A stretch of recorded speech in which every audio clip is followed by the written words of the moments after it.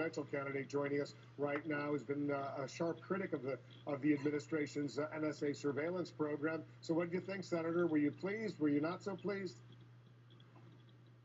Well, what I think I heard was that if you like your privacy, you can keep it. But in the meantime, we're going to keep collecting your phone records, your emails, your text messages, and likely your credit card information. So I didn't hear any lessening of the spying on Americans or collecting records of Americans. I heard that, trust me, I'm going to put some more safeguards in place, but I'm going to keep right on collecting every American's records. This isn't something that's going to have to be decided by the Supreme Court. I think there is a real fundamental question whether one general warrant can apply to millions of people's records. And I think it's incorrectly being done, and the Supreme Court's going to ultimately have to decide on this.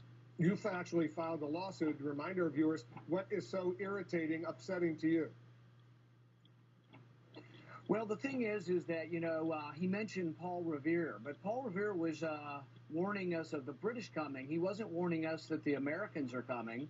The thing is that the lesson from the American Revolution that the president, I think, misunderstands is that we were upset about British soldiers writing their own general warrants, like national security letters, that allowed them to go into the colonialist house and look at their papers. We didn't like that. So we wrote the Fourth Amendment to say warrants have to be individualized. They have to name specifically the person and the place.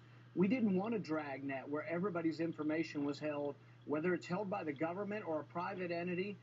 I'm not so sure I'm more or less concerned by having a private entity. Who are we going to hire? Eric Snowden's contractor to hold all the information?